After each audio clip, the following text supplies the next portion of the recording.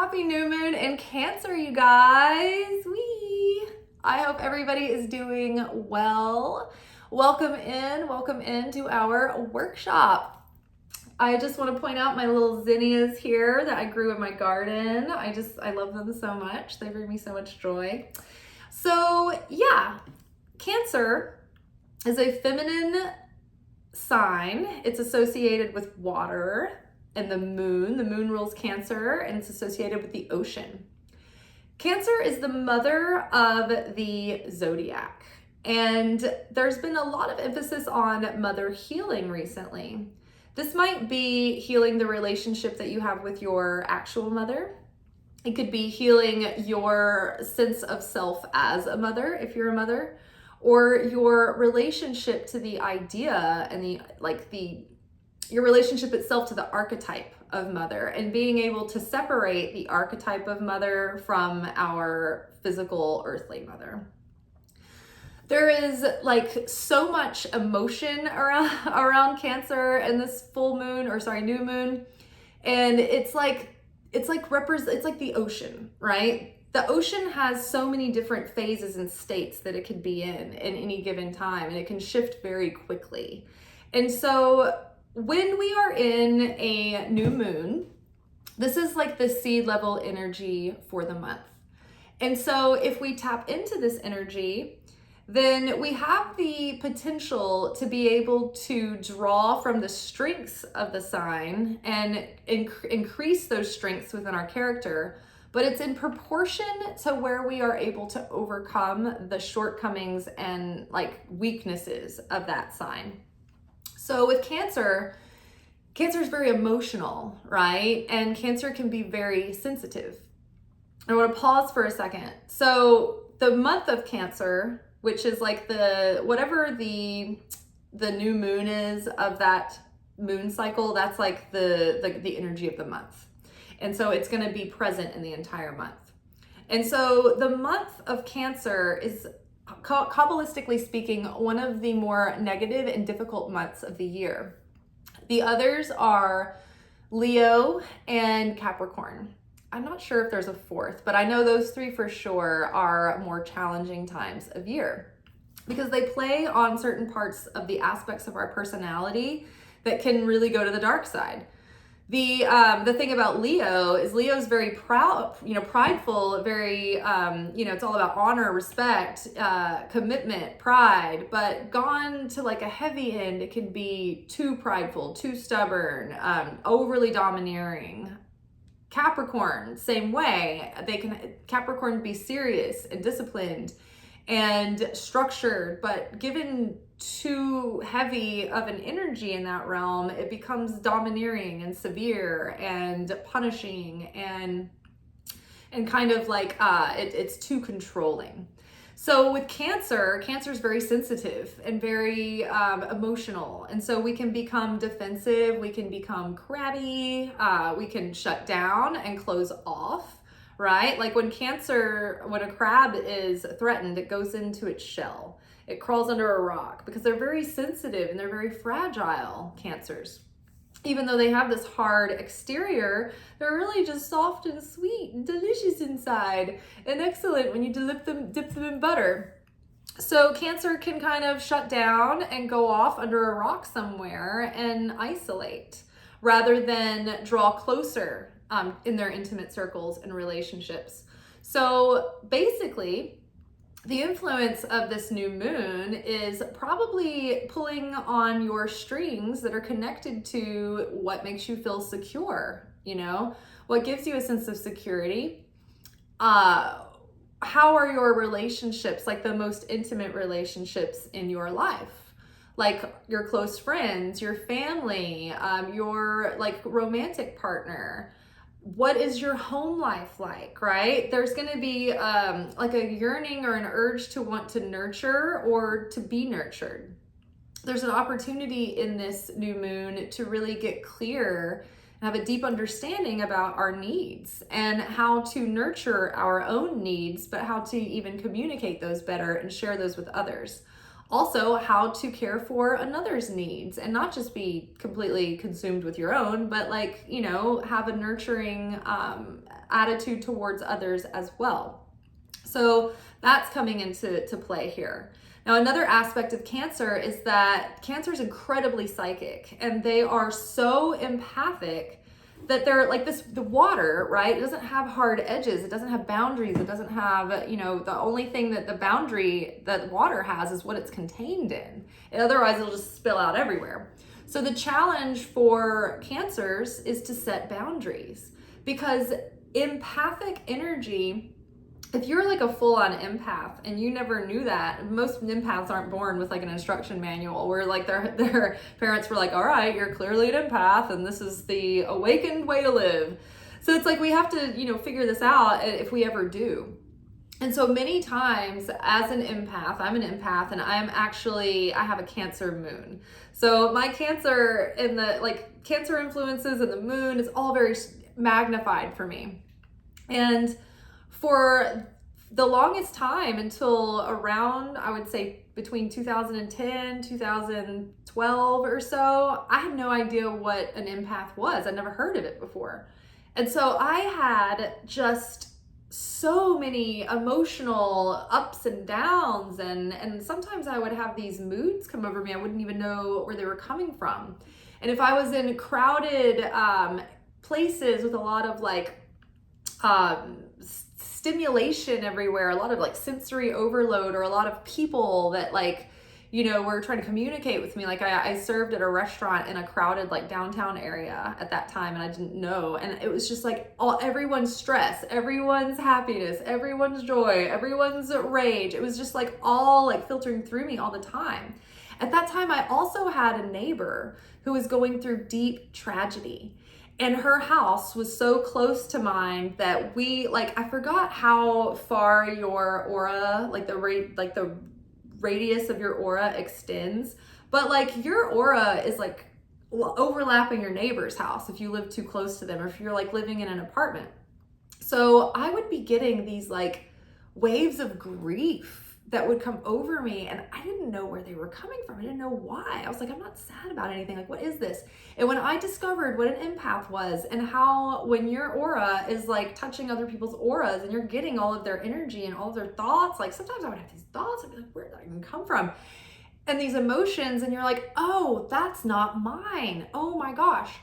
So imagine when you are feeling other people's feelings, and it is so hard to set a boundary. It becomes difficult to say no, or, you know, to give yourself space, or you might feel so much of someone else's needs that you neglect your own, because you start becoming, you can't even, you're getting lost with your own feelings, or getting lost in the fray. And you're like, oh, I've got so much noise going on that I want to pacify everyone. It's like a subconscious thing, so that I can actually come over here and just be with my own needs. Like if everybody else is satiated, I can finally, you know, come over here and be with mine. And you're not even aware, right? You're just feeling so much for everyone's needs, and you're feeling compassion.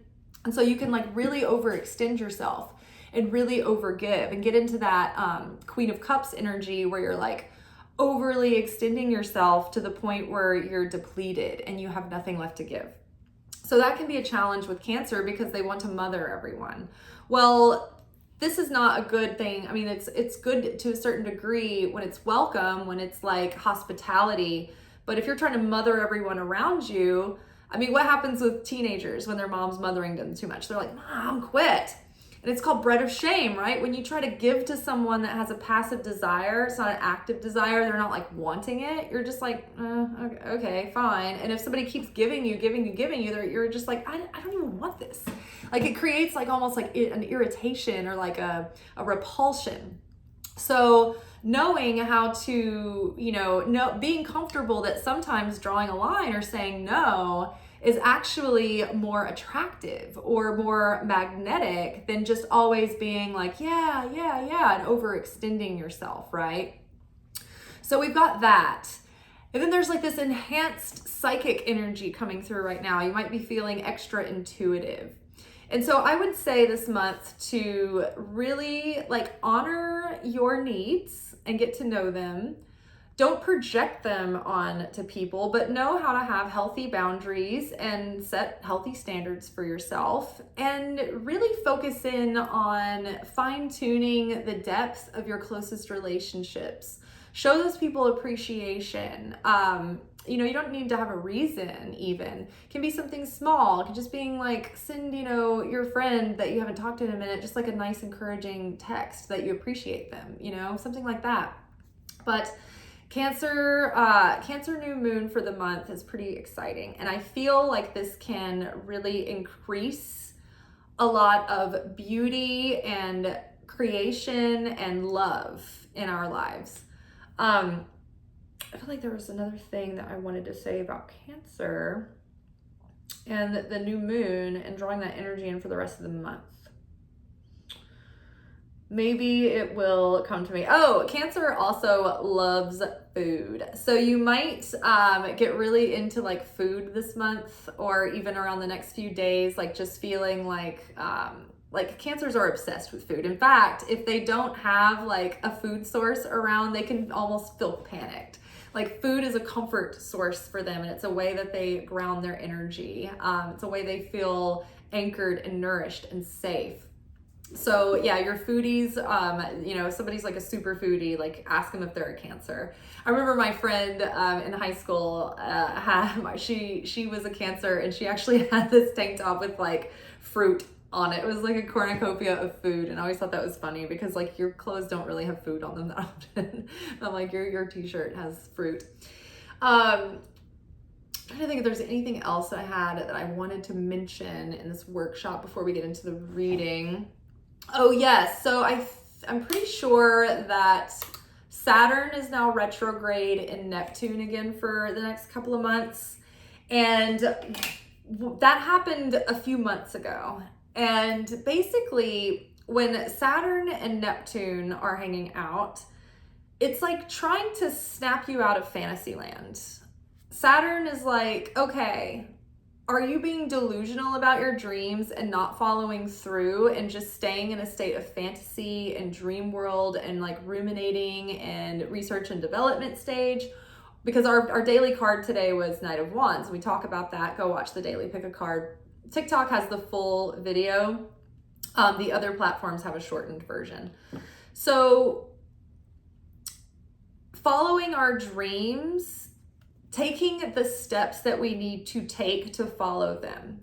I've noticed myself even recently with the combination of this Saturnian and Neptunian, I don't know if it's conjunction or if they're opposed, but with this Cancer influence, it's like I'm starting to look at my home and my daily routines and then my routines around the home that either take away from my productivity towards my goals and dreams, or they add to it, right? So this can be like, okay, are you cooking for yourself, right? Are you eating takeout all the time? Because that can have a lot of different like implications in your life. If you're cooking food from fresh produce from scratch, you're probably going to have enough ingredients to cook more than you need, and then you can freeze that. And so not only does it save you time, it saves you money, it gives you more nutrients, you have more fuel and more focus because your systems are being supported properly. So think about things in that nature. Do you have clutter around the house that you can get rid of? Because clutter takes away from your productivity. It eats away at your willpower. It's like this stimulus that like you're having to either, move around things, or like when you're in your closets, or it makes you not want to do your laundry because your drawers are too stuffed. There's like, what if there's like supplies and things that you don't need that you can use or run through or donate that you're just holding on to for a sense of security? Like, what if I need that? But it's like you're telling yourself on the inside that you're not secure, but this stuff is a safety net when it's not, right? So take a look around in your home to see if there are things that you can adjust and enhance that might let the energy move and let you feel more inspired and more comfortable and more nurtured and more secure and more happy within your home. But yeah, we're looking at our dreams and our visions and our goals, and we're getting out of dream world and literally like creating the structure in our day to be able to execute the things that we need to do to live the life that we want to live. And I think that you're feeling this sense because Saturn is connected with time. So you're feeling that like, oh my gosh, time ticks by. The days go by so fast. The weeks go by so fast. The months are gone in the blink of an eye. We're halfway through the year. The years fly by. 10 years ago, oh my God, felt like a blink of an eye. And you think, oh my gosh, I have these same goals year after year after year. When are they going to happen? And they're not going to unless you have a diligent, devoted, and disciplined effort to continue to take step by step by step by step by step to materialize that into reality. Otherwise, they will be unmanifest and they will drive you crazy. If you don't bring forth what is within you, it will destroy you. And if you have a list of things to do that never gets done, that is called leaving empty vessels. And empty vessels attract chaos. And so if you have this unrealized potential swirling and whirling around you, that's like this raw creative energy force that's like atomic and nuclear that doesn't have anywhere that it's being channeled. And so it just creates chaos and disruption in your life until you can focus that in to something productive.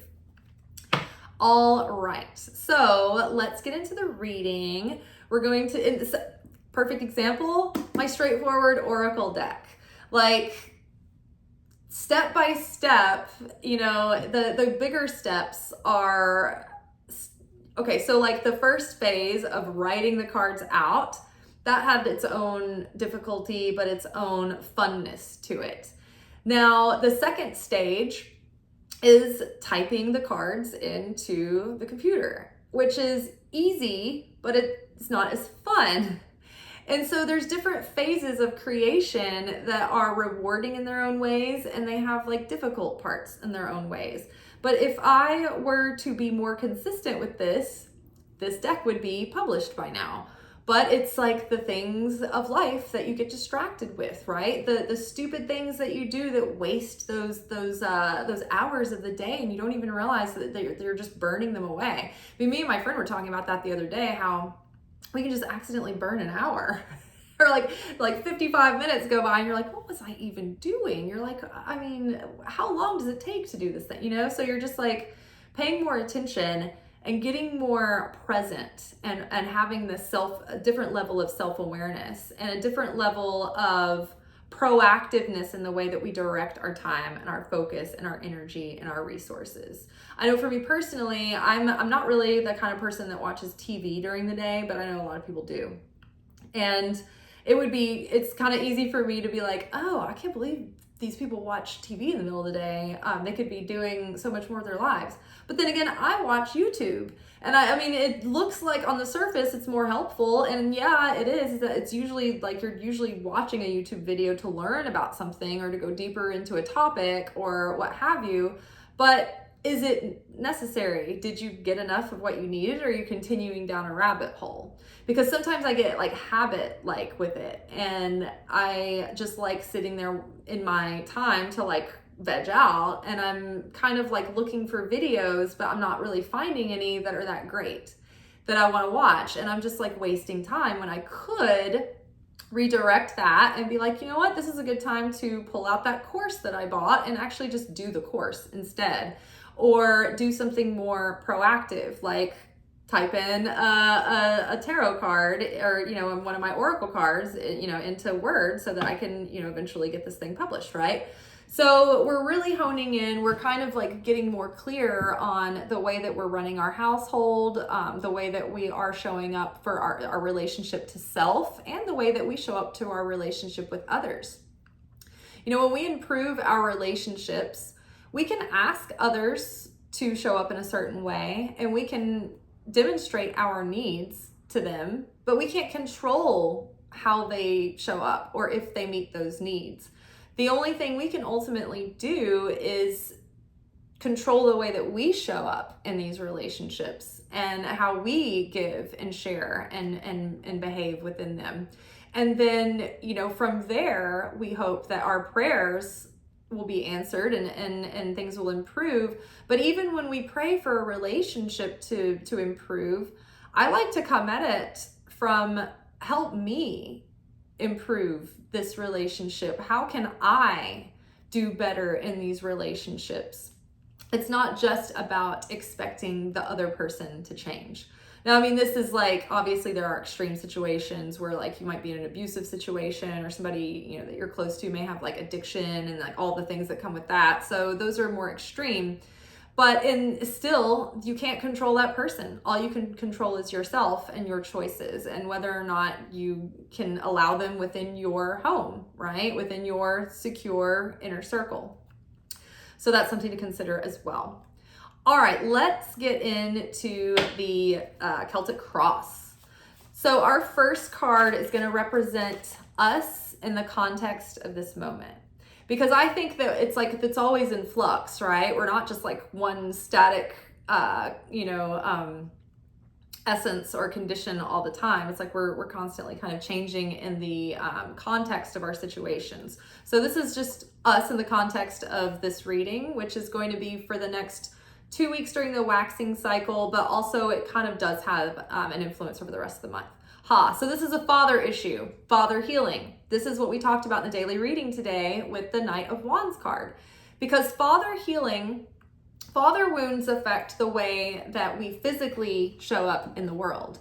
And so think about that Capricorn, who's the father of the zodiac. And that's the thing I wanted to point out, is that we're having this rebirth right now, where we're in this new cycle. We jumped timelines, and we've had this experience of coming online and doing a full overhaul of the soul and of our persona over the last year or so. And so it's almost like we've been in labor pains and we finally given birth to the self, and now we're finally in this new timeline, and it's like almost like a rebirth again. And this time our cosmic parents are here. The cosmic father, Capricorn, is there holding on to Cancer's hand as we're being born again into this new cycle, this new chapter in life. So the father is here to say, like, are you taking care of yourself? Are you showing up? Are you going to follow through? Are you going to be dependable? Because like when we think of like the archetypal good father, that father is dependable. That father makes us feel safe and secure and provided for. That father is maybe, has discipline, right? Maybe we get disciplined by the father, but it's because of the father's love and because the father wants what's best for us.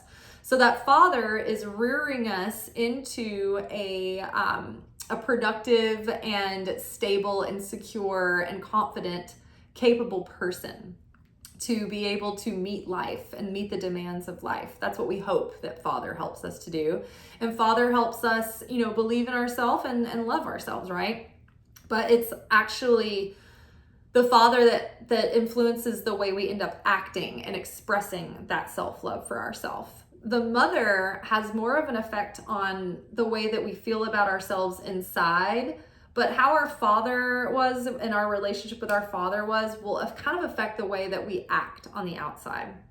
And so one common wound, or the symptom of a father wound that we might have, is the inability to commit or to follow through or to have discipline, right?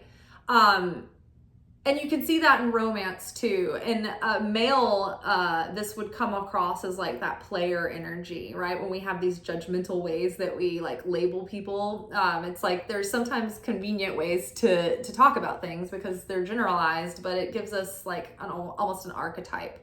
But we don't want to be judgy, right? That's not what we're saying here. But like that player, right? Who's like not really wanting to settle down, and he's playing the field, and he's like going through woman after woman.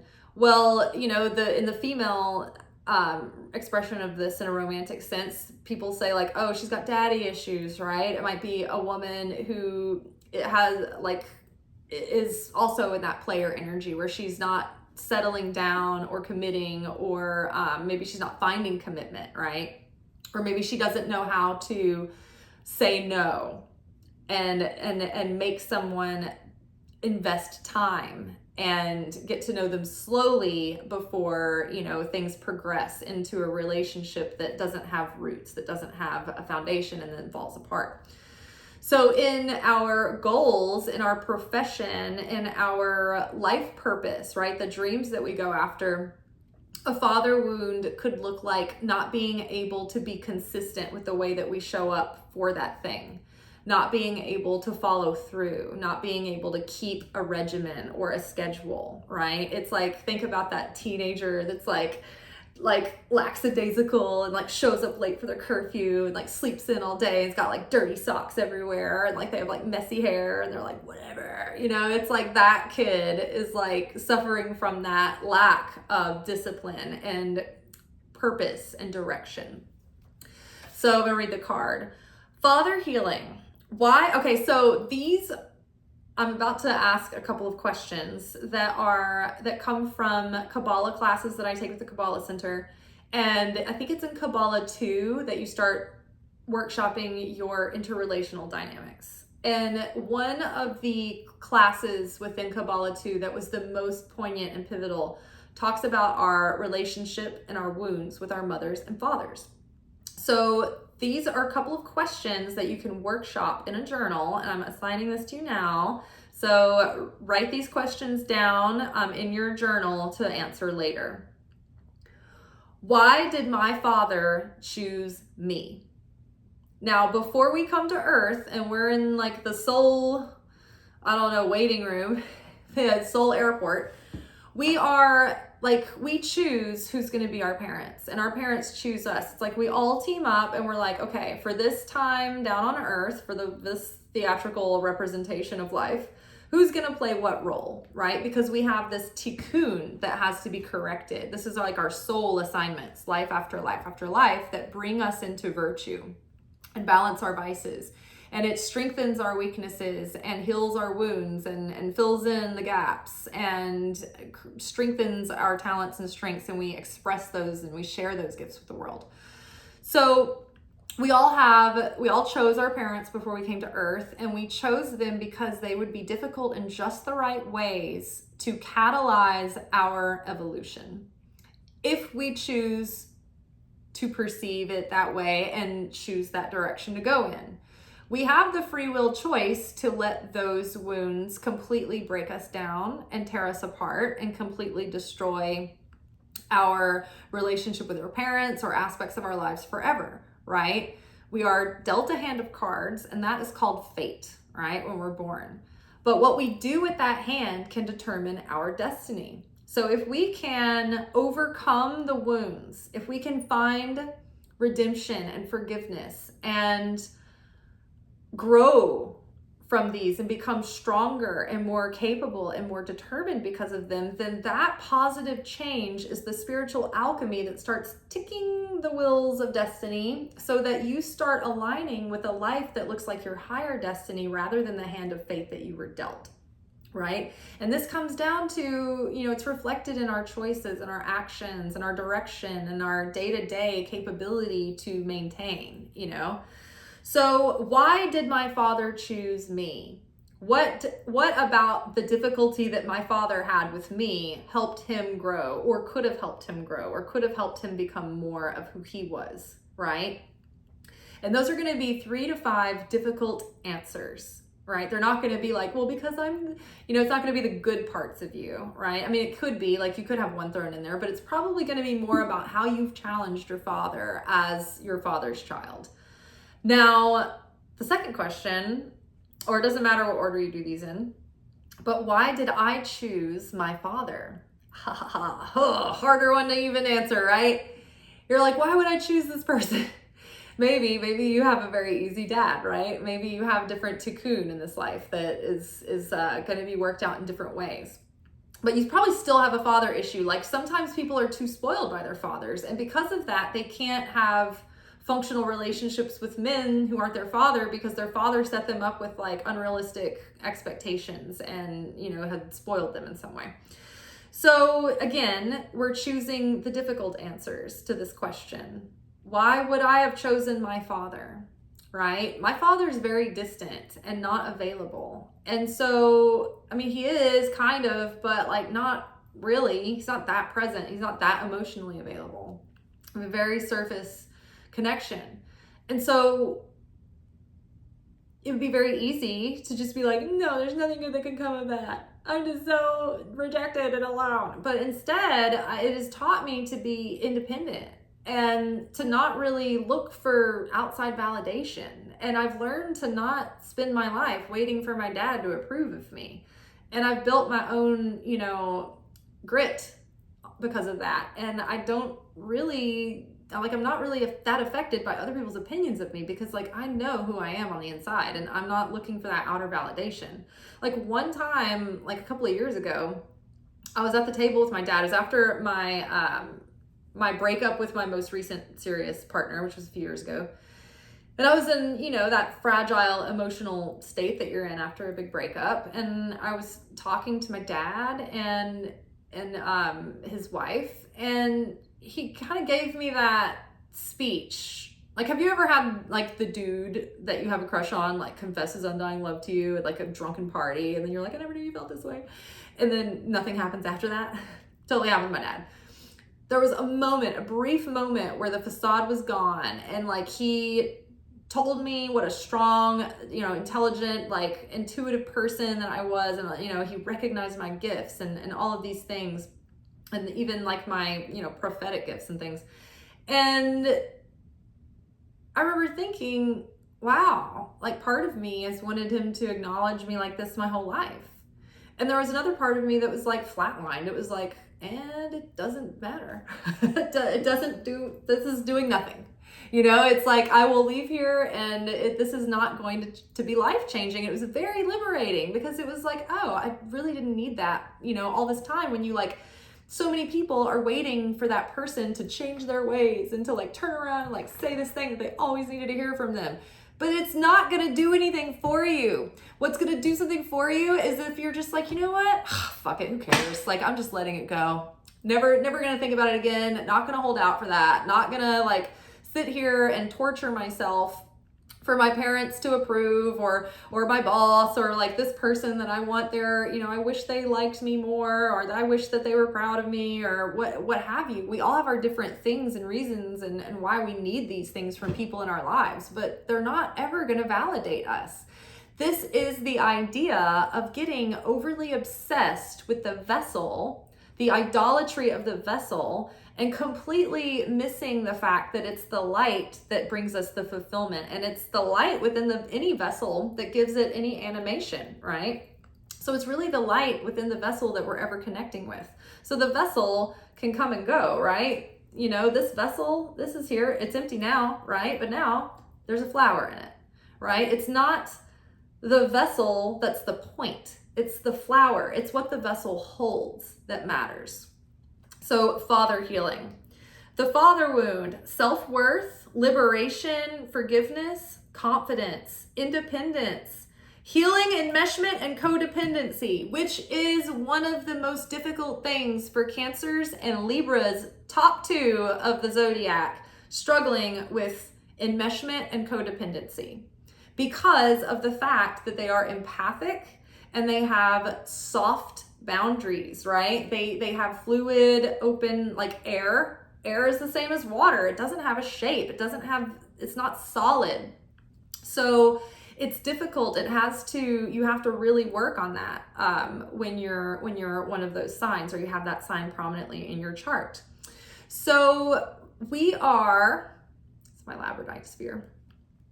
So we're working on enmeshment and codependency. And if you don't know what enmeshment is when you feel like you are emotionally responsible for someone else.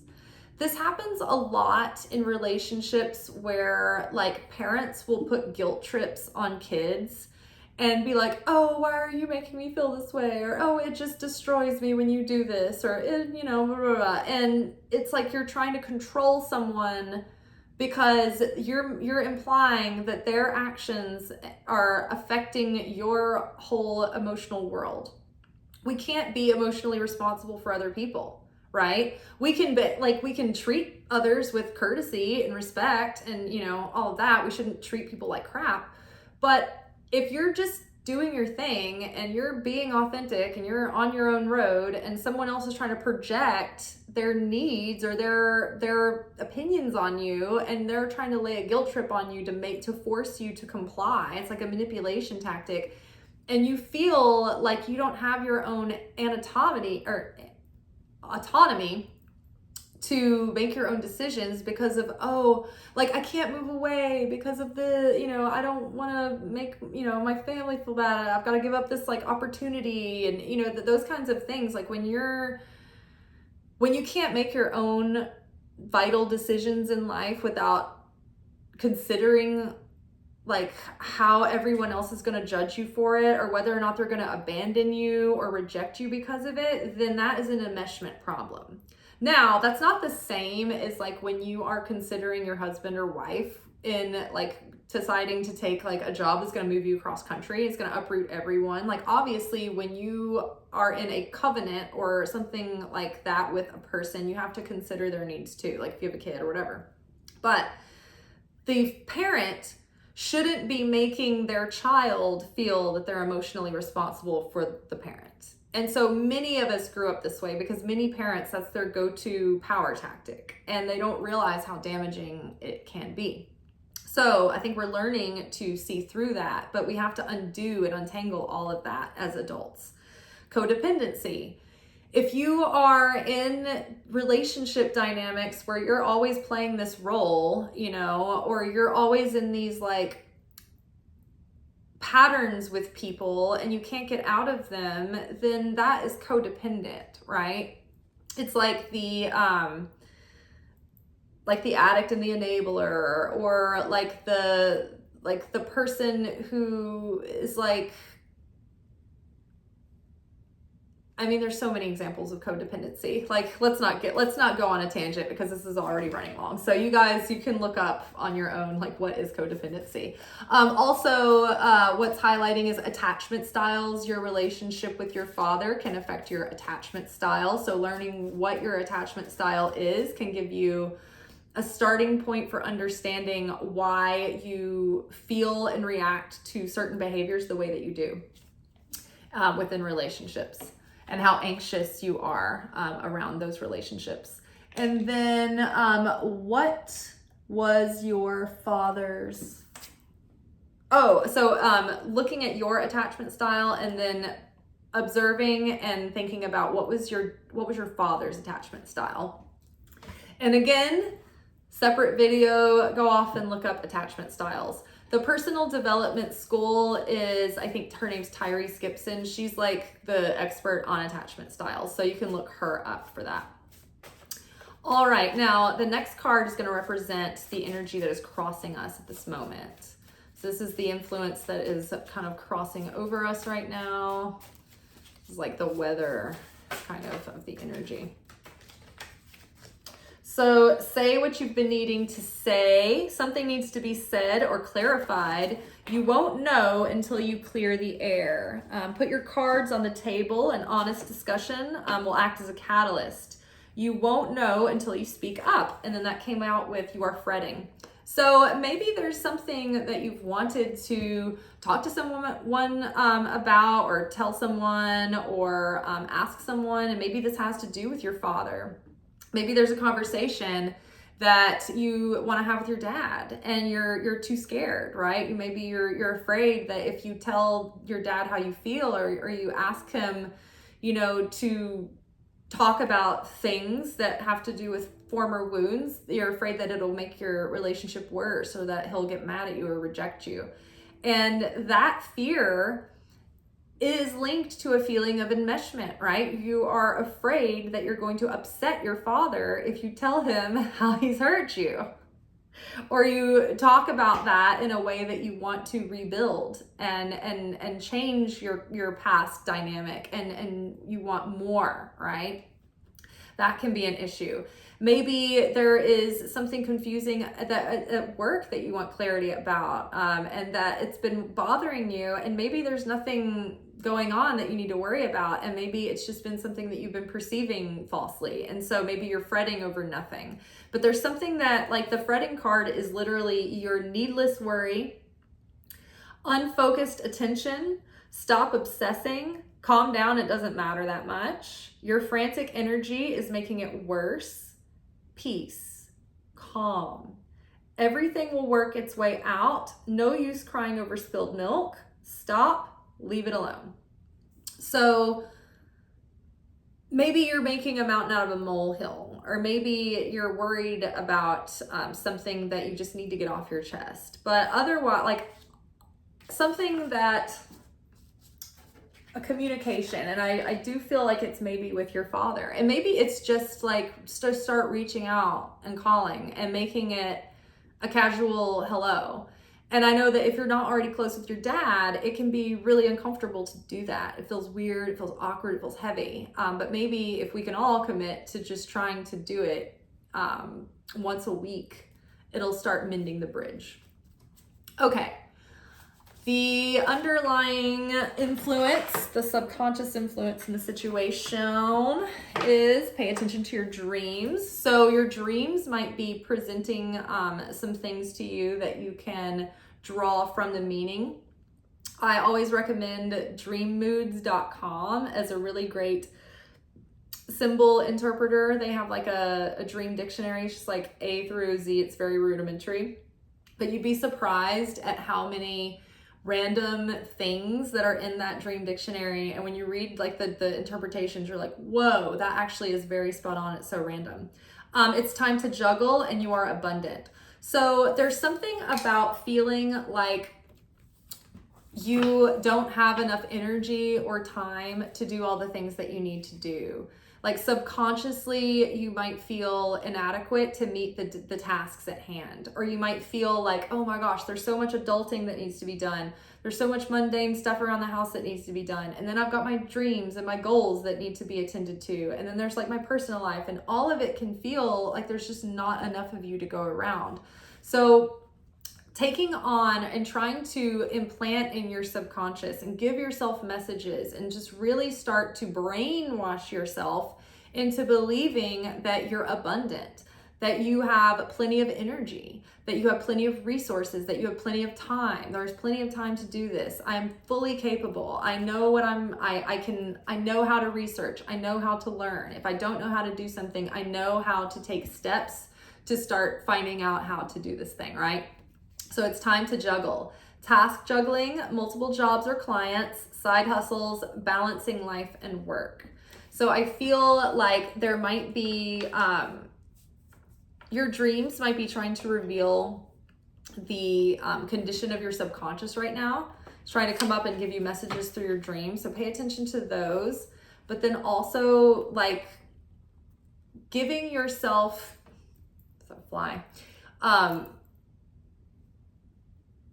like giving your subconscious the impression that you are enough, and that there is enough, and that you have enough, and that you can juggle. You can task juggle. Sometimes we feel like, oh, there's not enough time. I only have like 10, 15 minutes. And it's like, try setting a timer and doing something for 10 or 15 minutes. You'd be surprised at how much you can accomplish in that amount of time, right? That's kind of how you juggle tasks. It's like, instead of spreading your attention on multiple things at once, you can task juggle by maybe just giving yourself, like setting a timer for, like the Pomodoro timer method is setting a timer for 25 minutes. You do a focused thing for 25 minutes, and then when the timer goes off, you have 5 minutes to procrastinate, take a break, do whatever all those things are that you're wanting to do to avoid the work. And then you get more out of your day that way. You get more out of your productivity, and then you get to do all those wonderful, delicious things to waste your time as well. Okay, so the next card is going to be an influence from the past. That's like a lesson that we've been going through, that we're learning, but it's like the energy's still kind of hanging around, but it's beginning to dissipate. The That's always been a clunky card to describe to me, for me. I'm like, So irrational fears and emotional renewal. I love this. This is really, really sums it up. So it's like we are starting to get past so many of the irrational fears of the past and our phobias and our worries and our, fretting, right? The things that have kept us weighed down. It's like we're really starting to let go, and we're releasing our fear, and we've been overcoming so many fears and stepping through fears and stepping through our worries. And so they're beginning to really dissipate. And because of that, we're having a real sense of emotional renewal and feeling reborn and renewed, like a new person walking into this next chapter, this next cycle of our lives. Okay, so the next card will represent what's crowning us. And what's crowning us is like what has potential to come into being right now. What is like the energy kind of like gathering over us, like the possibility at the moment. Unavoidable fate. So whatever is kind of hovering over you right now, it's one of those things that's just, you can't avoid it. And you may be like, why is this happening? Or what is this all about? I don't understand. And so what we were talking about earlier, it's like when you're born, you have this hand that you're dealt, and that's your fate. And then depending on how you handle the cards that you're dealt, you start to reveal your destiny. And so there are plot points in life, certain experiences, certain lessons that we go through that we literally can't avoid, that we were always meant to go through this thing. And sometimes those are mistakes, sometimes they're failures, and sometimes they're tests, and sometimes, they're good things.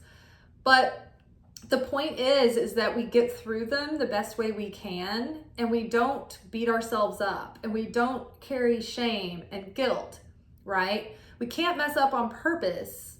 But if it's something that like this event you were always meant to go through, and you can't carry a bunch of like shame or guilt around about it because it was part of your destiny. It was part of an experience that you had to go through in order to be able to crack yourself open to learn this lesson, right? And so if you can approach it that way, then you can possibly take darkness and reveal so much more light from it. However, if you fail on purpose, hoping that you can have a great attitude about it and reveal more light, that doesn't work. It has to be innocent. Like you have to fall into the mistake unknowingly. And then it's how you recover from that, or how you handle that from there, that matters. But you can't purposefully like make mistakes and fall just so you can like bring yourself back up to create more light from that, if that makes sense. It's like that's cheat code that doesn't work for you. So unavoidable fate right now, wherever you find yourself in, it's like this is the season you're supposed to be in. So do the best you can to navigate through this moment. Nothing lasts forever. Everything is in constant flux and change. Okay, so what's coming right around the corner? What is coming soon? Deep sleep. So literally, we need good sleep cycles, and we need to have good rest. And maybe you've literally been struggling with sleep, and you might find a solution soon that helps. I will say that howlite stones under your pillow are one of the most effective ways that I've ever combated insomnia. I used to have a difficult time sleeping, and then I was in the metaphysical shop, and I noticed that howlite stones, they're these white chalky looking stones with like gray veins through them. It said that they help with sleep. And so I'm like, I get that like crystals and stones have a metaphysical effect because it's like they're sort of like energy vitamins. But I wasn't always completely convinced that having a stone around could help with like a physical issue as well. Until I put howlite stones under my pillow, and I can't stay awake. Like once I lay down and hit the pillow, like I can barely keep my eyes open. So I would suggest that. But I would say that coming out of fear, the deep sleep card could represent a rest, like a peace, like finally being at rest with something, like you just can't worry about it anymore, right? When you hit your breaking point with a thing, you're just like, it just liberates you and you're free from it. And you're like, oh, I feel like this relief, this deep rest. In the scriptures, there are, it talks about the inner temple and the bridal chamber and having rest in the bridal chamber and ecstasy and bliss. And it's literally talking about that inner peace, that inner rest. Okay, so the outer circumstances affecting us in this moment, this affecting our perspective, endings. So we can see that there is endings happening. And maybe it's endings that are maybe difficult or that have been causing vibrational dissonance. So the end of things that have been throwing us off, that have been throwing us out of alignment, and they've been having an effect on our confidence. So cutting the things that are out of alignment in our life it'll help alleviate a lot of the static and the things that were causing resistance in our success in the world, right? And so maybe you haven't realized that these things that have been out of alignment have been the things that have been the problem all along. And because you haven't really seen that it's those things, you've taken all of that onto yourself, and it might have had an effect on your confidence. So the perspective right now that's affecting you right now is it's an issue of confidence. And so one thing that's going to help your confidence is like letting things that are not in vibrational resonance with you go. Letting things that are out of alignment with your goals go, right? Letting the people and habits and things that we buy into that aren't really supporting our goals and our deep fulfillment, like letting those go, letting that clutter go from our life and making room for things that bring us more joy and that really are in alignment with the things that we want to do, right? Like for instance, not completing my deck and having that on my to-do list year after year breaks down my confidence. Well, what can I end that will help, that is not vibrationally in resonance with me, with my goal, is like, for instance, taking that extra time that would be just like wasting time watching a video that may not be important or relevant, but I'm just like doing something to kill like a moment, or like doing something to satiate a boredom. Like I'm never bored, but what is the word there when you're just like, I just want to fill this time with something. You're just like looking for empty entertainment, right? Well, it's like that's not in alignment with my true goals, with my true values, with my true desires. And it's something so small and seemingly benign and sneaky, but given long term, the effects can affect your confidence. Right? The other day, I was watching a YouTube video with Dr. Sadia. I can't remember her last name, but she was talking about how anytime that her clientele are executive men looking for relationship counseling. And so she's a psychologist or a psychiatrist, I'm not sure which one. She was talking about how when men come into her office and they're having trouble with their motivation or they're having trouble in relationships, the first thing that she asks them is, are you addicted to pornography? And pornography breaks down your motivation and your confidence. And that's something that we don't realize in society, but it does. It has a deep effect, and you may not see the connection. Why would that alleviate my motivation? Why would that be a motivation killer? But it is, right? So we have to look to see, okay, what in my life is not in alignment with my values and my goals? What's not driving the needle forward? What's not helping me right now? I need to put an end to this because it's affecting my confidence and my performance. Okay, now the next card is going to represent the outer influence on us. What influence are others having over us right now? How are we being affected by the outer world? Compromise. So this situation requires give and take for a win-win situation or win-win outcome. You don't have to compromise yourself or your values to find a healthy compromise in a situation. So yeah, someone or something or some influence out there may need you to meet it halfway. Or there might be someone who wants you, or something that wants you to like compromise what's really true for you. And you have to weigh that out right now. It's like, okay, in what might be a healthy scenario versus an unhealthy scenario, right? Okay. This is going to represent our hopes and our fears. Conflicting desire.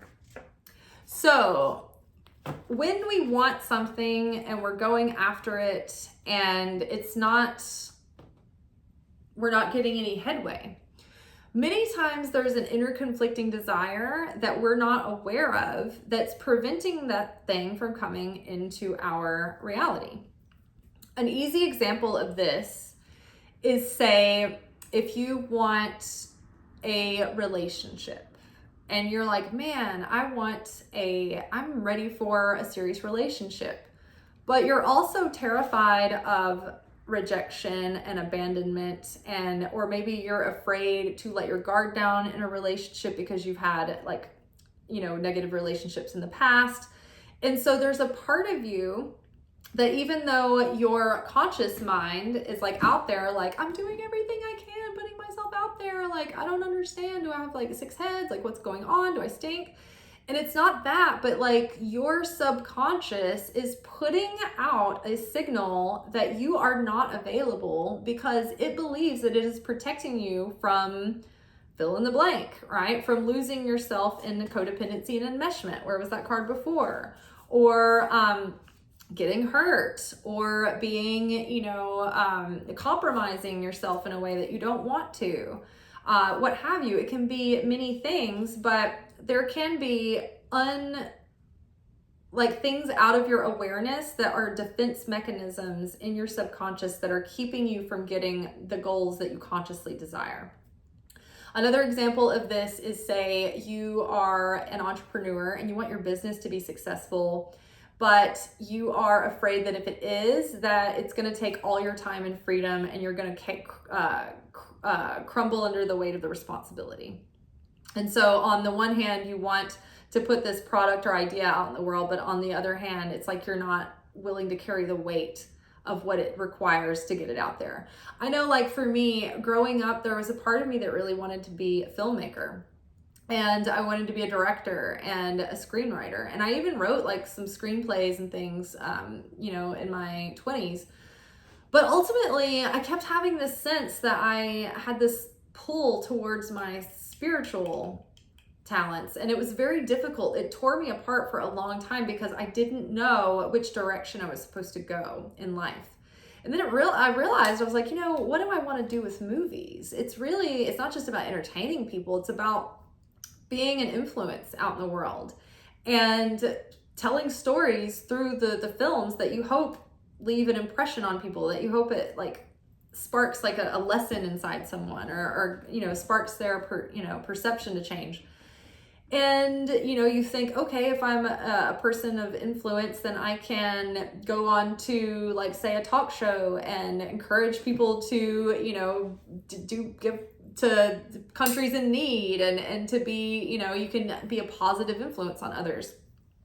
And then it occurred to me, like, how much it is going to take to fight for your script to get sold.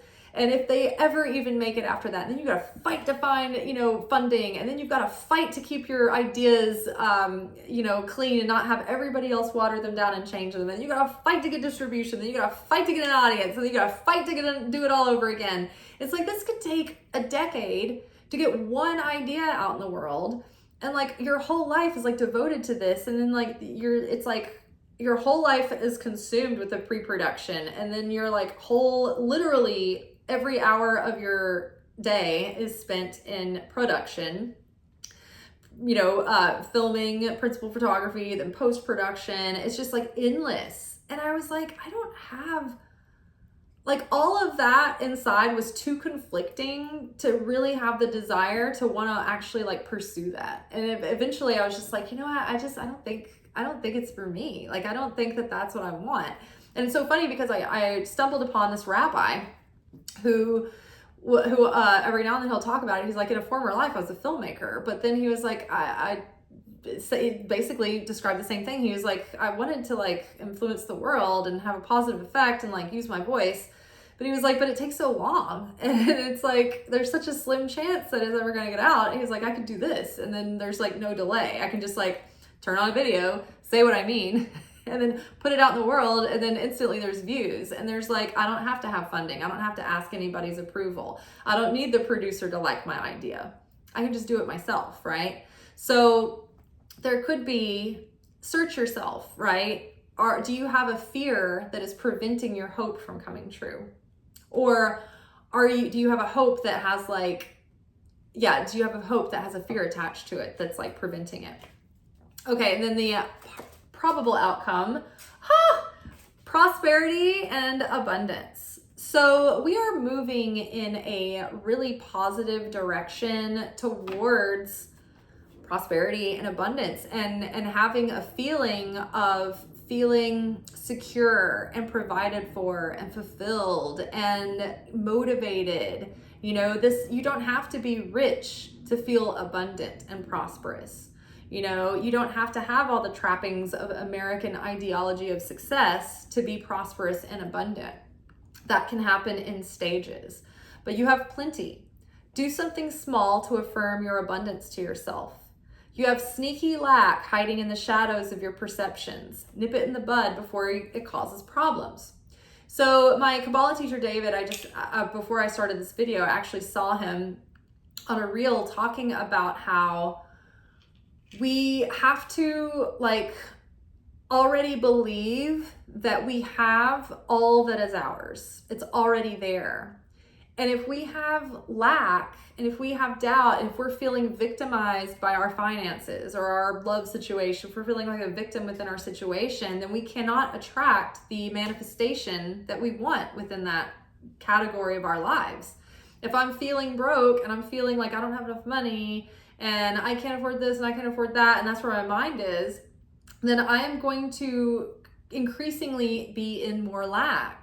Whereas if I have an attitude of abundance, right, and I am feeling secure, I'm going to attract more of that.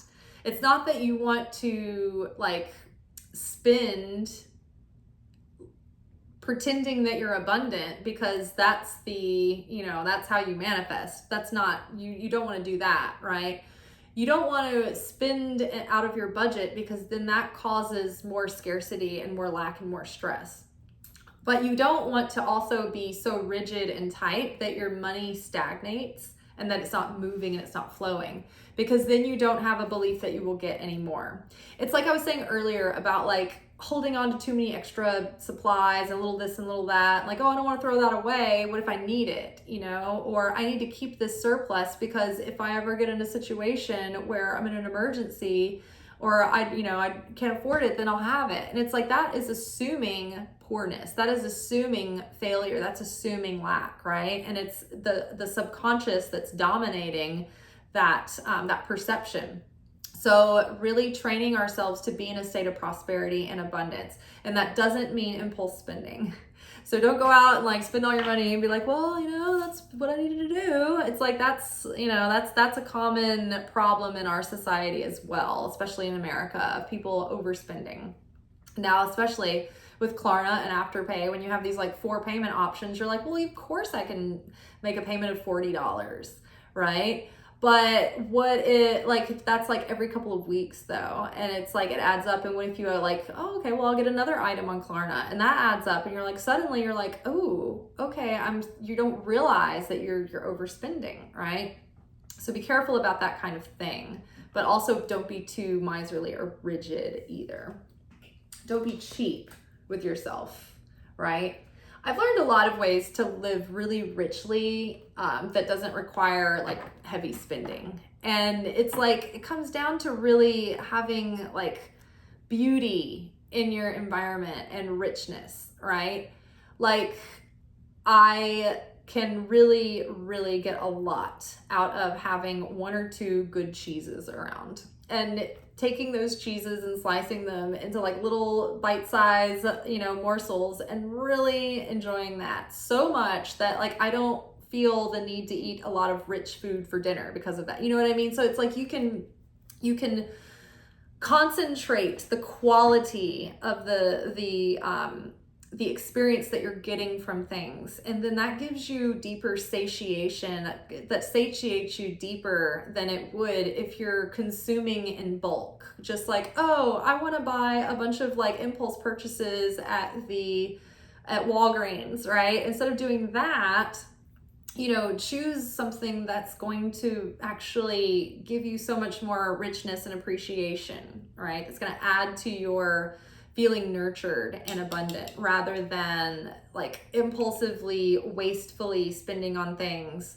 that don't make you feel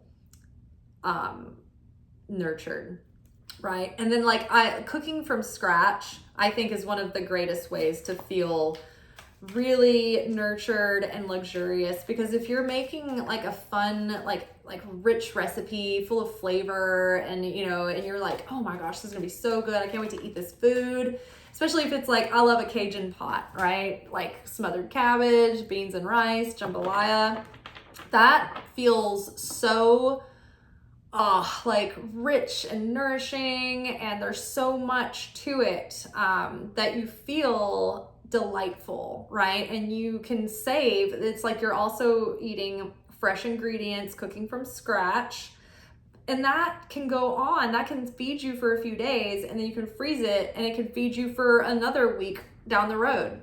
Whereas if you go grab a frozen pizza, and then you go down to Taco Bell, and then you're like, oh, now tonight I'm gonna eat ramen. It's like you're wasting money. You're spending more money that way, and you're getting garbage in return. Does that make sense? So we can actually live much richer and spend less at the same time. Okay, let's get a few cards to clarify the reading so far. I filled this card. Okay, so we've got 6 of Cups. So this is a return of maybe a dream that you had that you maybe gave up on from childhood. This is reconnecting with something nostalgic.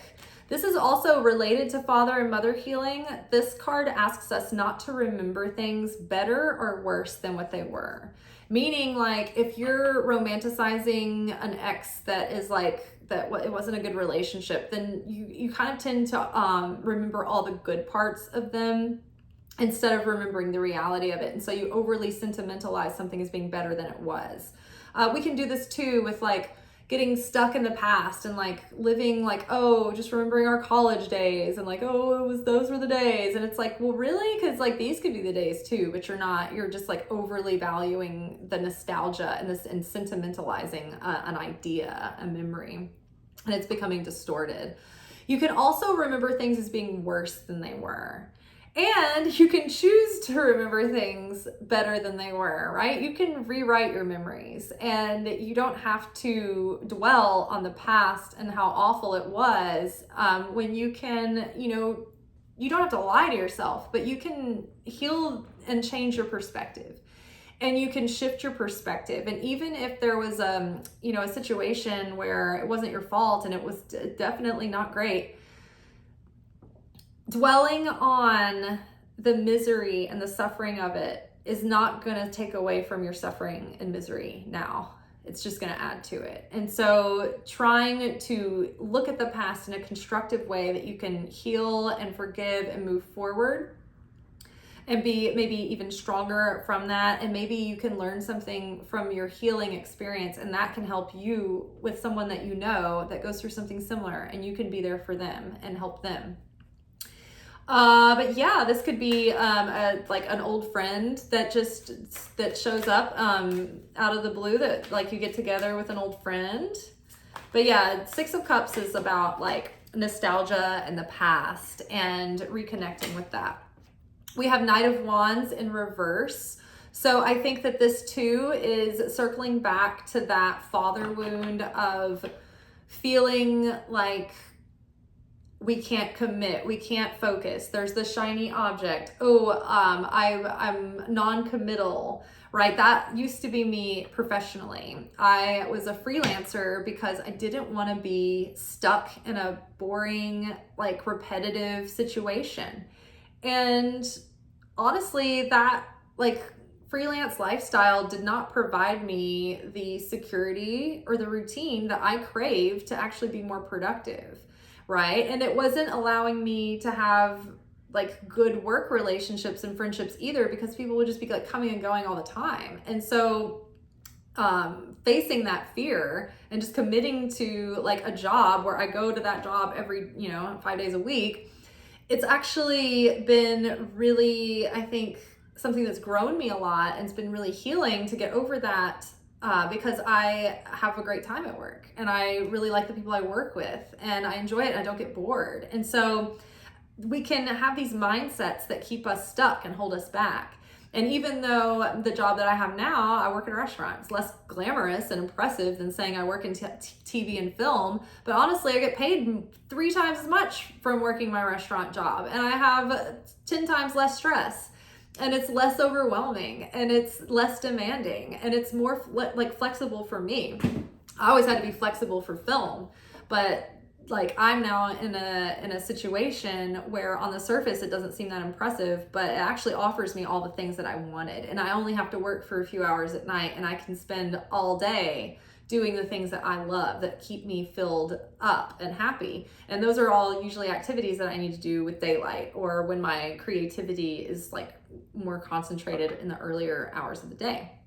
So getting past that inability to follow through and commit. And now we're having Ace of Cups here. So this could actually be, having that deeper level of maturity, or realizing ways about ourselves that were non-committal in our relationships. And so Ace of Cups, this is emotional renewal. This could be new love coming into your life.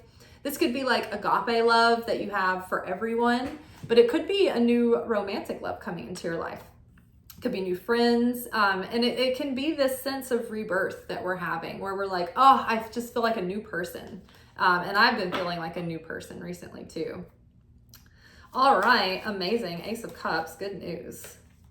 So yeah, and then this is like feeling like your old self again, right? Like a good version of your old self, with that 6 of Cups and the Ace of Cups, and getting over this angsty teen that, doesn't want to do their chores or doesn't want to follow up and follow through. It's like getting over that really gets you into this new state of excitement for life, because you're like, oh, I'm taking on these dreams and I'm actually doing something with them, and I can be more mature now in my structure and my discipline.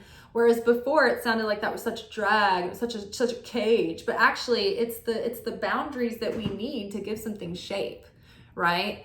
If you think of boundaries as walls, if you don't have any, there's no room. It's just empty. It's void. You have nothing. But when you put walls around something, then you have a space. You have a space for something. So again, giving something limitations and structure and boundary actually creates the container through which you can create in. And then we have 2 of Wands here. I love it. So you see this like woman, she's arrived at the party, she's on the balcony, she's got her wands, and then she's like on her own, she's like, where is everybody? I thought this party started at 6. So it's like cocktail hour, happy hour, right? Where is everybody? So 2 of Wands is like, all right, I've had the initial passion and idea, and now I'm like gathering things to move forward with.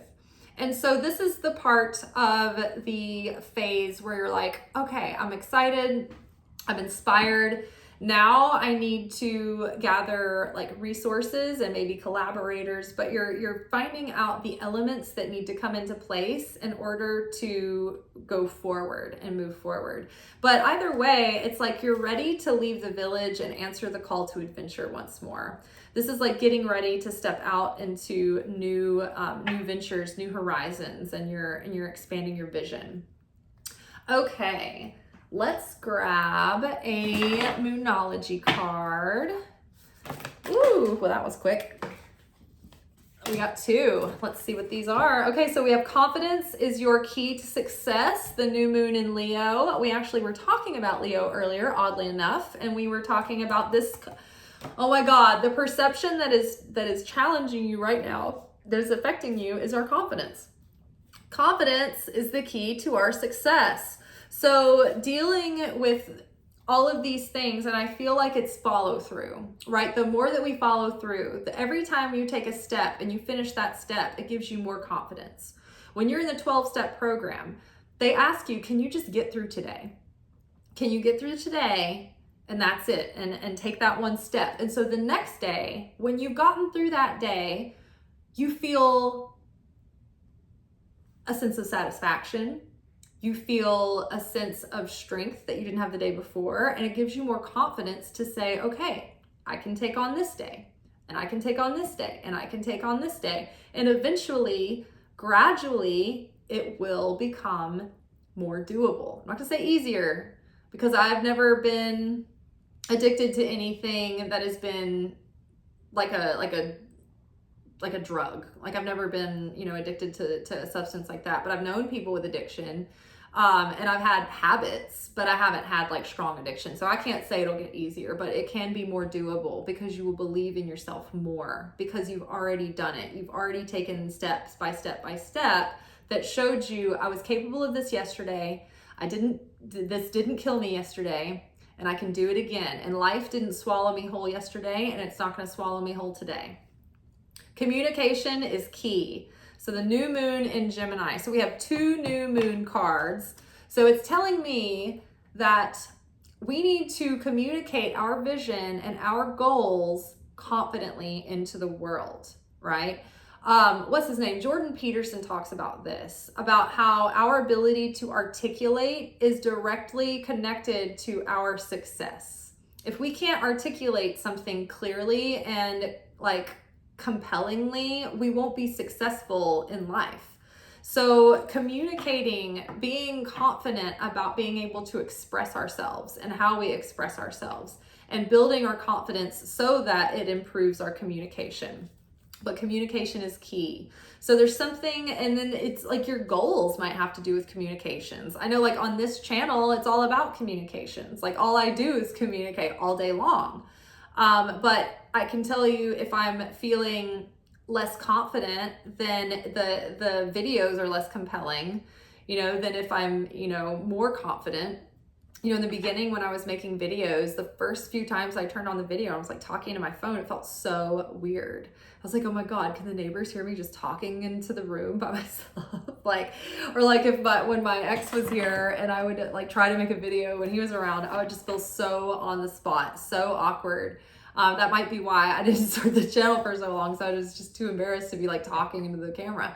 But after doing it for a while, it just becomes second nature and you just build confidence over time. So, and then, oh my God, true story. Today at the grocery store, I'm convinced that the grocery store is a great place to meet men and meet hot guys and meet good men. Maybe, bad ones are everywhere, but good ones are out there too. And so I ran into the grocery store on the way home from eating lunch with my mom.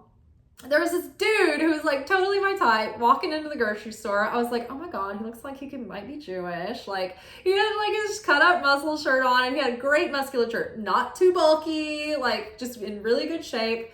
And I'm like, oh my God, is that him walking down the street right now? It's not. So I'm like, oh my God, that guy's cute. And so he walks in and then he kind of walks back in the direction that I went in. And I was like, oh, I kept seeing him around the store.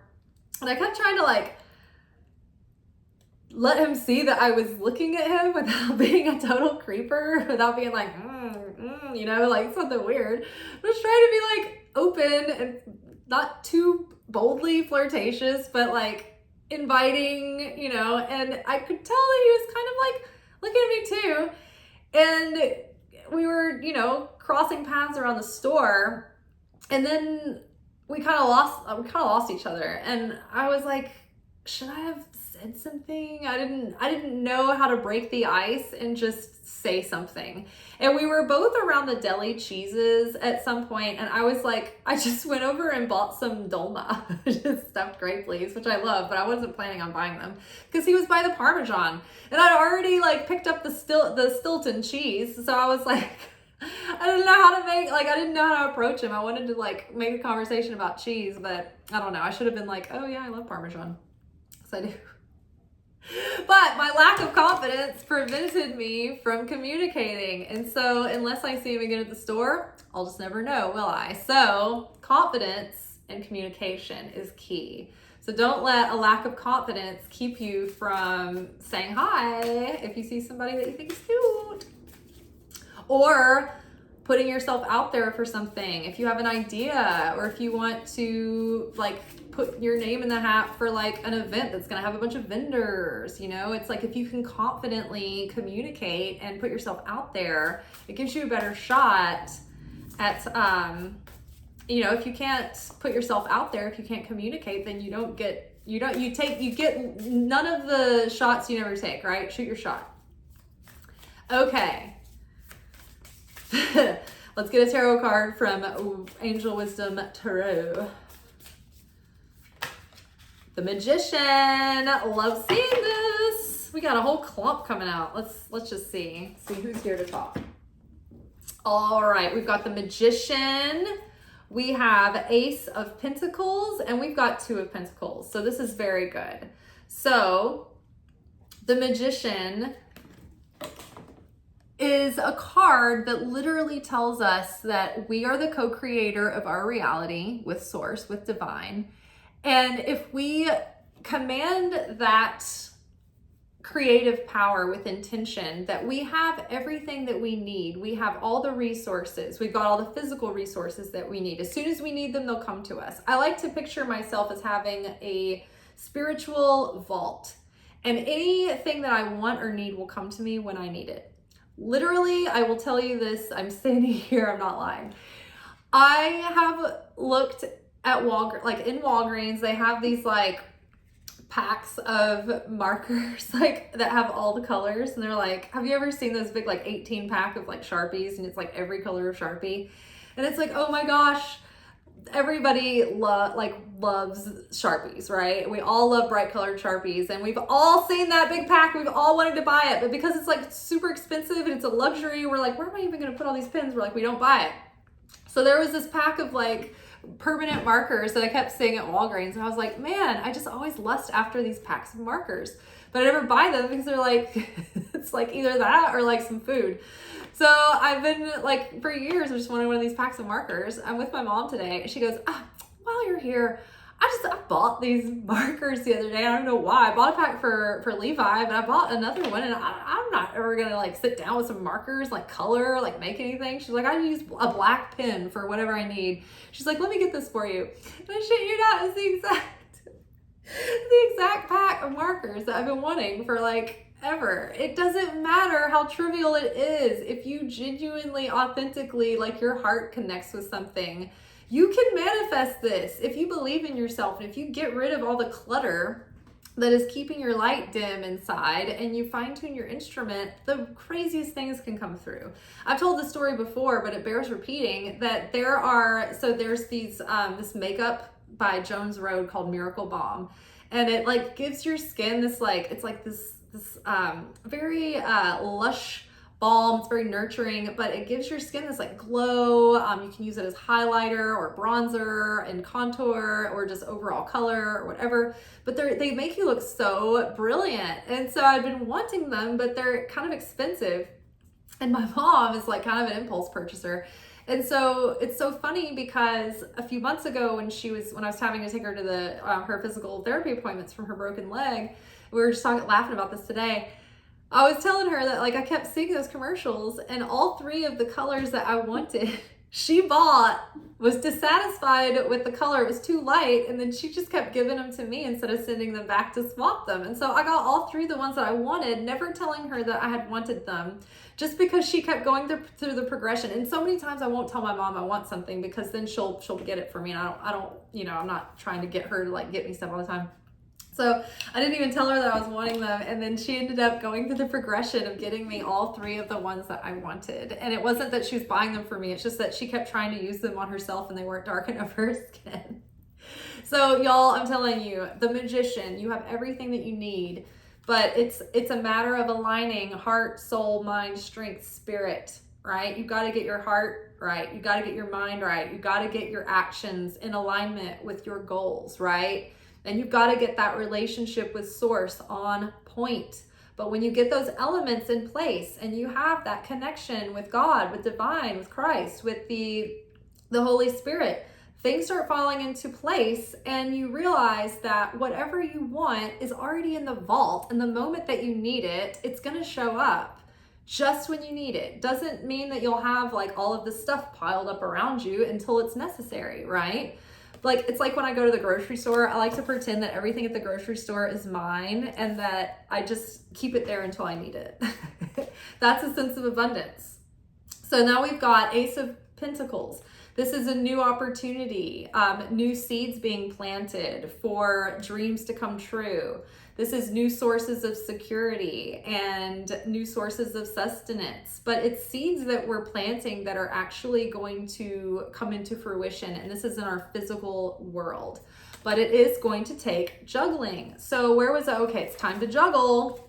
2 of Pentacles literally has this guy in his little saucy pantaloons here. And he's juggling. He's got a lot up in the air. He's got a lot of balls up in the air.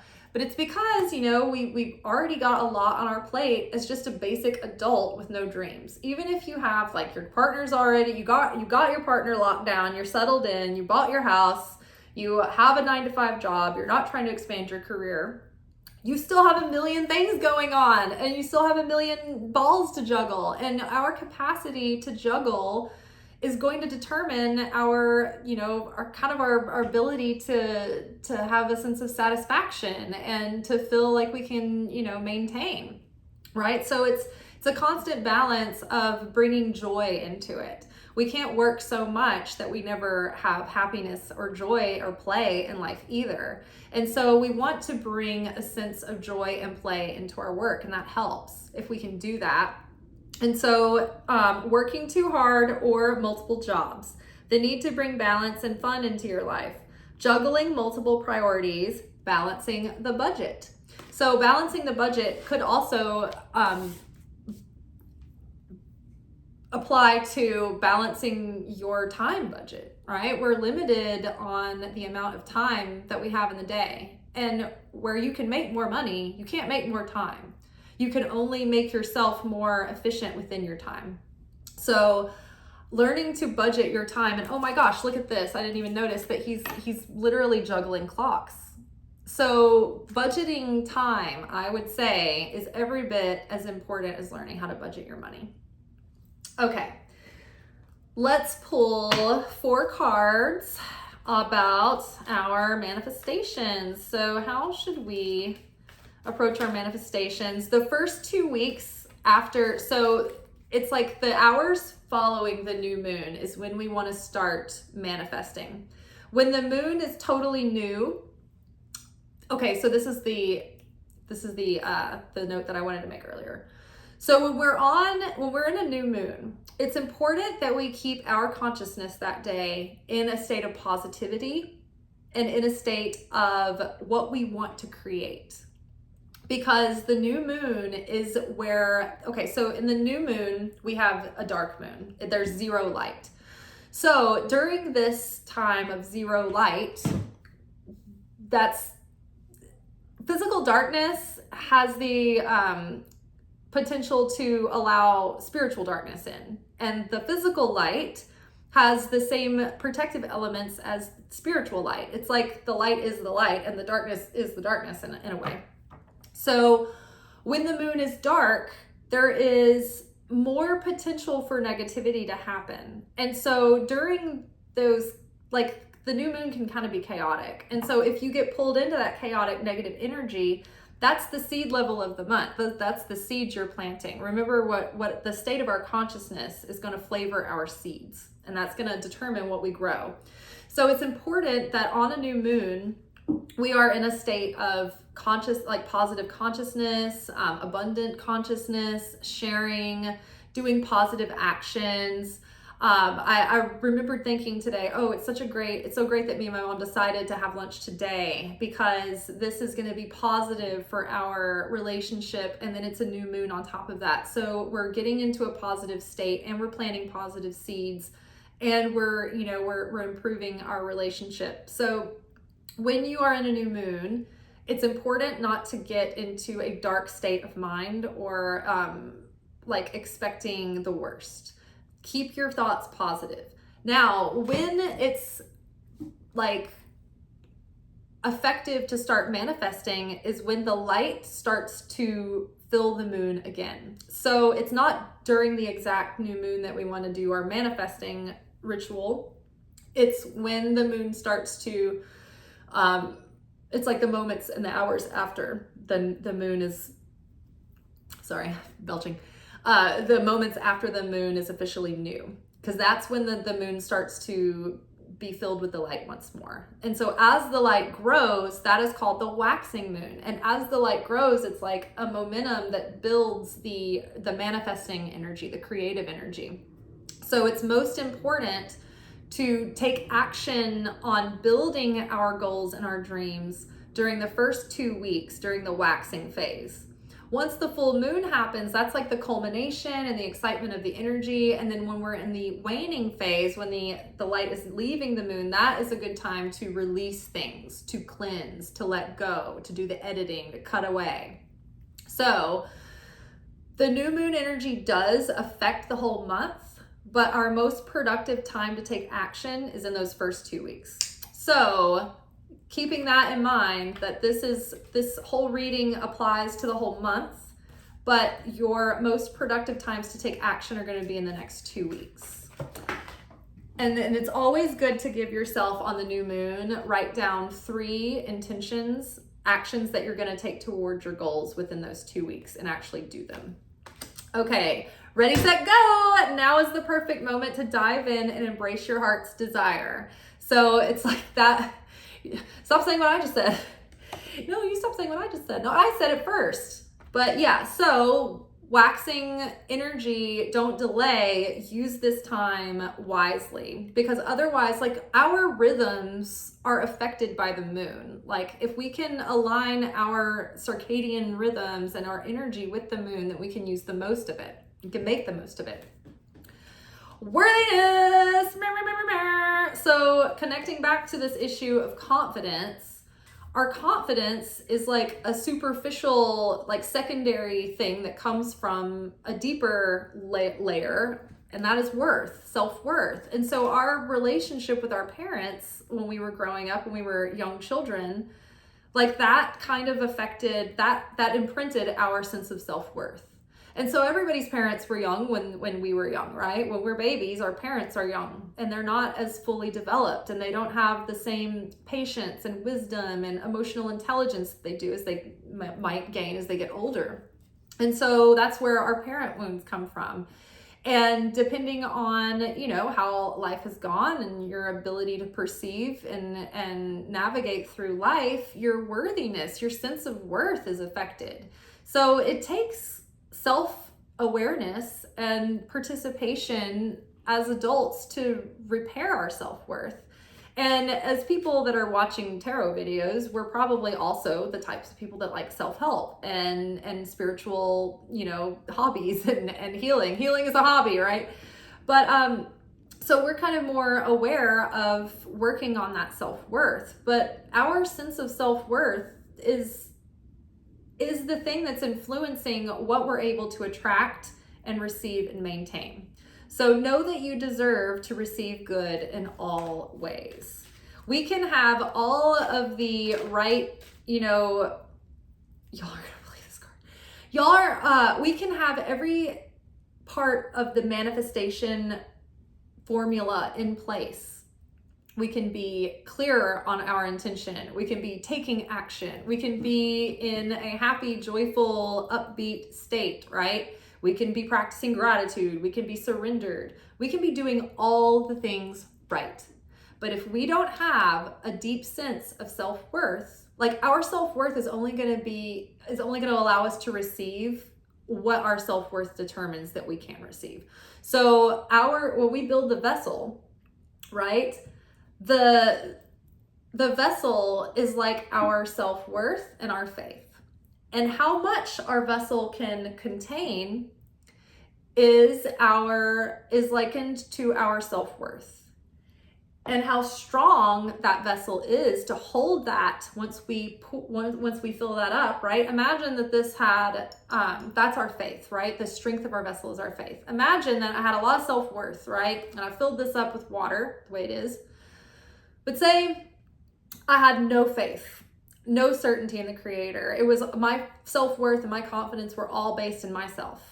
Right? The moment that life starts putting pressure on me, the moment people start pushing back, the moment people take away that validation, what if I lose everything? What if I lose my, the things that have built my confidence up, right? What if I lose the things that have made me feel worthy and suddenly I'm faced with shame and I have to rely on my faith, right? The strength of that faith is what holds that vessel together, right? And if we don't have that strength of faith, then the vessel will crumble. So worthiness is a big part of it. Father healing. 2 cards, Father healing. Your personal power increases as you give any father-related issues to heaven. And where does our personal power come from? But from our ability to be present in the moment and show up fully to our responsibilities, right? And to be able to follow through, keep our word, follow through, be dependable. All related to father healing. I'm not going to keep going on about father healing. We've already talked about it. Though the video is getting long. Okay, and then our final card from our manifestation is tranquility. Give yourself some rest. Make time to relax, be still, and enjoy your solitude. Indulge in much needed self-care. So this actually adds to our worth and it increases and demonstrates our faith.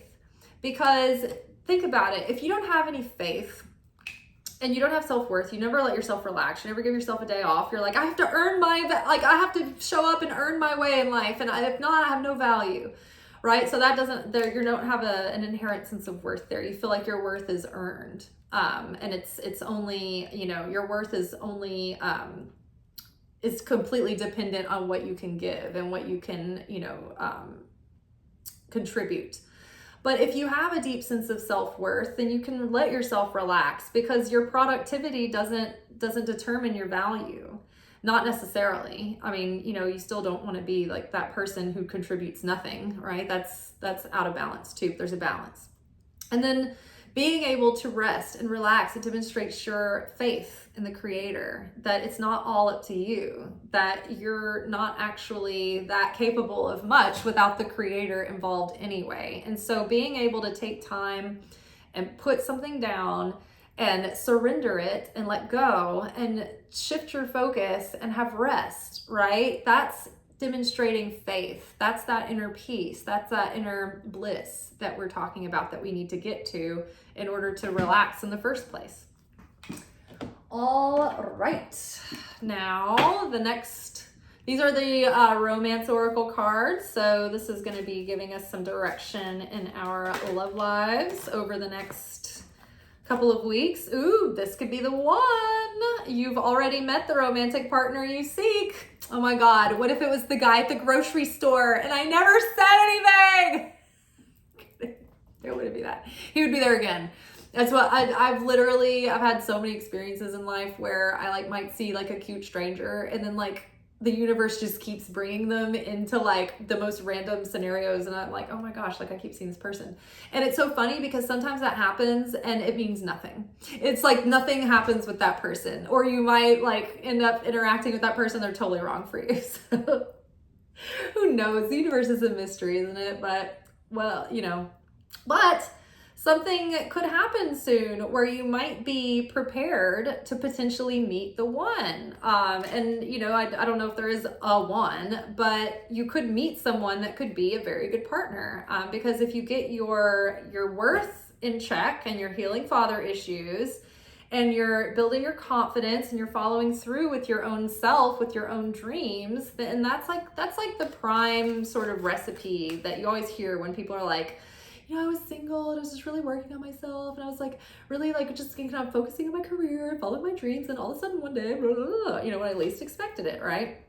Playfulness to recapture romance, allow your inner youthful spirit and fun to shine. So be playful, be open, be, you know, I hate to be that guy, but smile. Don't be resting bitch face. You know, have a playful, open energy, and that's going to be more attractive. Free yourself. It's time to take back control of your life. So whatever is like controlling you, whatever owns you, like you don't own that thing, right? Even if it's your dream and you feel like you can't take time off to relax, then you don't have any freedom within that dream. That dream owns you, right? It's like there's so many freelance jobs now that you can work for yourself, and you can, you know, not have a boss, and it can be really easy to like go for that because you feel like you're going to have a sense of freedom, but then you don't structure your life in a way that gives you any freedom, right? So it's like it's a freedom is something that we always have to be sure that we're getting an accurate sense of what gives us freedom. Because remember what we were saying earlier about my freelance career, I thought it was giving me more freedom, but actually having more structure has actually provided me more freedom, right? So what really does give you freedom? Really question that, probe it, evaluate it. Where are you going to find more freedom? What in your life owns you? What do you feel like? Do you have fear and anxiety that keeps you, you know, doing something out of obligation, or fear of what will happen, you know, or else, like if I don't do this, then, you know, then this. And so free yourself, especially if you are like, if you're hung up on someone from the past, or if you're hung up on someone that is like a crush that is like not reciprocating, then you need to take your power back. You're giving all your power away, and you're bleeding out your magnetism, right? So free yourself. Anything that's not like in your realm, that's like actively trying to be, you know, playful with you as well, just let it go and free yourself for something aligned to come in, because this can also affect your confidence too. If you're pining after someone who doesn't return the feelings, then this is going to break down your confidence over time. Instead of just being like, okay, it's not a match, you know, not everyone's for everyone, move on, right? Free yourself for an opportunity where you can actually meet someone that could be the one, instead of, you know, ruminating on someone who's not the one. Wedding. This situation involves marriage. So, okay, this could be the one. Maybe you're going to meet the person you're going to marry soon. Who knows? But also, this could mean that if you don't free yourself, you're affecting your chance to get married. Like if you're hung up on someone, like a crush that is, let's say long distance, and they're never really pursuing like a serious thing with you, or you are with someone who's always a situationship, and all of those things, it's affecting you being able to get the relationship and the commitment that you actually want. So it does feel like you're losing something in the immediate, but you're actually freeing yourself up for something much greater in the end. Okay, let's get some motherly advice from Mother Mary, Jesus' mom. What can you tell us, Mother Mary? Ima, if you watch the Chosen, that's what the Hebrew word for mom is. Everybody loves Mary, Jesus' mom. Okay, she's got two things to say. Miracle! Ooh, I trust in God to know the perfect solution to this situation. So whatever it is that you're calling forward, like just know, be in like peace, knowing that God is in control, and that bring this into your prayers, right? Don't feel like you have to do this on your own. Pray about it. You can pray about it all day, every day. You never run out of minutes You have unlimited data when it comes to prayer. Giving and receiving. I balance being generous and receptive because both are equally important. That is so true. It's like if you can't receive, then that sends the message to the universe that you're not free or open to receive. Your vessel is shut off, right? So you can't receive any of the light. If you're not giving, then you're hoarding and you're holding on because of that. That's a false sense of security, right? That you can't let go, that you can't give. So we need that zoom of both energies flowing through all the time to keep the energy moving. Otherwise it becomes stuck and stagnant. So like some people are so generous and they are so good at giving, but they are so terrified to receive because they feel like there's either going to be strings attached or someone is going to resent them for them giving something to them, right? Oh my gosh, we're almost at 2 hours. I'm sorry, guys. So giving and receiving is equally as important. So whichever one is harder for you, I would say practice that one this month. Okay, and then last but not least, let's get some loving words from Jesus. Peace be unto you as my Father hath sent me. I love that. Rest. Where is that card? Tranquility, right? That rest inside, resting inside the bridal chamber, having that inner peace inside your heart and tranquility, knowing that it's all taken care of. Prayer, right? Bring prayer into your life. That gives you a deep sense of peace. It gives you a sense that you're not in this alone, that you have someone that is watching out for you, that you have a connection to something that's greater than you, that's giving you a sense of comfort and guidance and protection. So peace be unto you as my Father hath sent me. And I will highly recommend you guys watch this series, The Chosen. I know some people have mixed feelings about it, but overall, I think it's amazing. I think it's a great show. I think that it's really well done, and I think that the characters are really well developed, and I think that like when I watch it, it just gives me a feeling of like peace and positivity and comfort. And I just honestly, like over the past month or two that I've been watching, I haven't even watched another show. And I'm like, I love my rewatch shows so much, but like I haven't watched anything else right now. I'm just really into it. All right, you guys, this has been a very long workshop, but we've gone through a lot of really, really golden information. Some of the lessons that came up would have been videos all on their own. So take your time watching this, break it up into parts. If you're here at this moment, then you've already seen it all, so thank you. There might be one of you that gets this far. So I appreciate you. I appreciate your time. If you're still here, please like this video, subscribe to the channel, turn on notifications. I, upload, but sometimes they come up at random times, and any action that you take on this video helps it get out into the algorithm so others can find it as well. Happy new moon, you guys. Ciao.